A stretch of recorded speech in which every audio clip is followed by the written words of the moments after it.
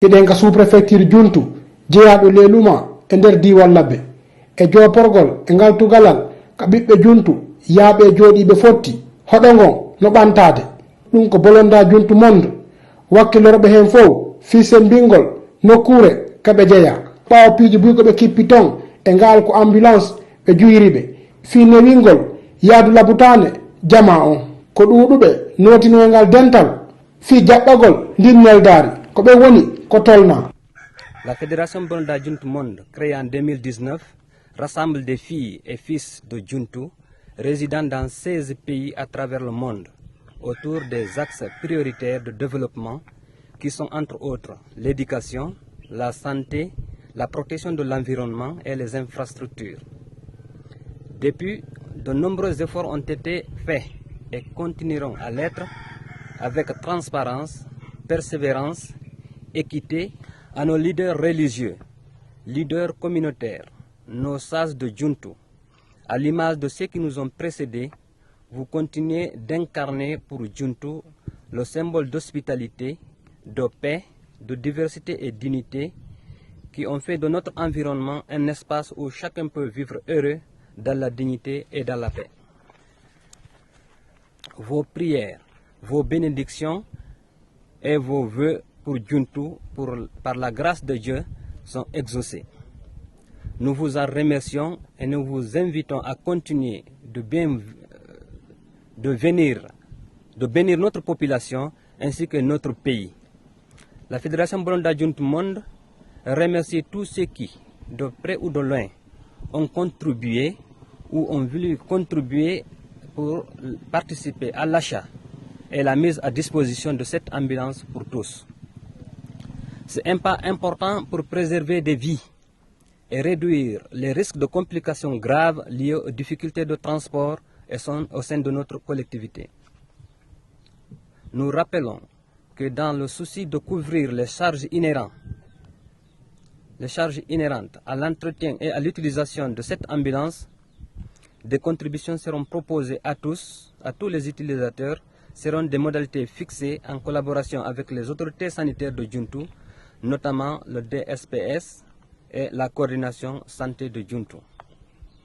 À nos frères et sœurs, à l'instar de nos aînés qui ont fait les efforts, comme dans un sport collectif, il vous appartient de jouer notre partition dans le développement de Juntu afin de permettre à nos enfants et aux enfants de nos enfants d'avoir un esprit sur lequel s'accrocher.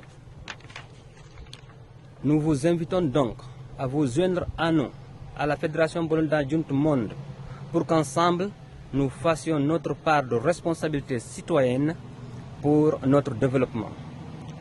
Nous souhaitons à tous et à toutes un très bon Ramadan plein de grâce et de pénitence. Que Dieu veille sur nous et nous protège. Amen. Merci. inde yesoɓe commune rural juntu on ko Elhadji Ibrahima Ba woɓɓe cukkittoɓe maire on woni ko ƴetti konngol holli wewlere maɓɓe battane ngal ballal. miɗe wondi e weltare timmude tis weltano sukaɓe amen yaltuɓe ɓen ɓe waɗi majjobere no inne association Juntu Monde ɓe walli men ɗo e piiji buy haray o ambulance ɗo no tawa ende weltare kono hiɓe adi wadde piiji hewɗi e développement commune on ɗo hiɓe tawa e piiji buy yoɓangol men koram ko école ɓe edumaɓen karamo école ɓen e ɓe tawa e yoɓangol men ɗum ɗon walli men no laayi wattire walli men no lekkoji wattire piiji buy haray hiɓe addi ɗum ɗo kadi mi wata sifade weltare komi weltaniɓe kam no heewi ko ɓe arani men ɗo kañum waɗuɓe ballal ngal yimɓe mo jobere nden hikkorɓe ga tawano fi andintingol fondogon ka iwri Elhadji Ibrahima Ba tawoy ko woɓɓe maɓɓe. L'idée est venue de nous tous, on peut dire, surtout de notre président qui se nomme Elhadji Ismaïla et tout l'ensemble du groupe.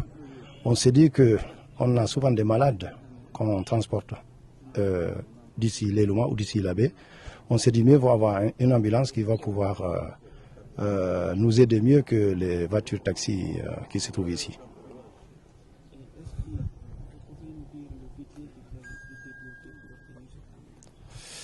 Eh bien, le budget il s'élève, je crois que dans les 65 millions de francs guinéens. La voiture et l'équipement.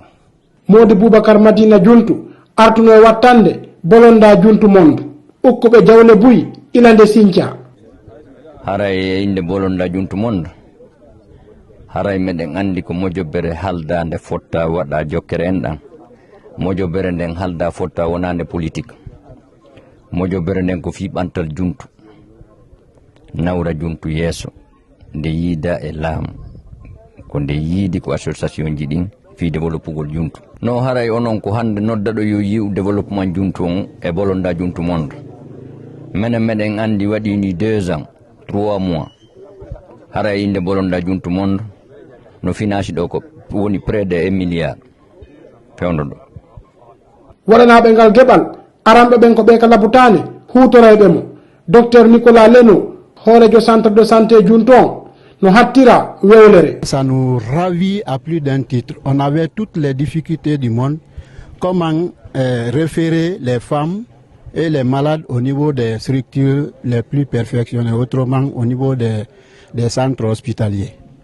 Si on avait une femme en difficulté d'accouchement, donc on ne pouvait pas sauver ici, il faut la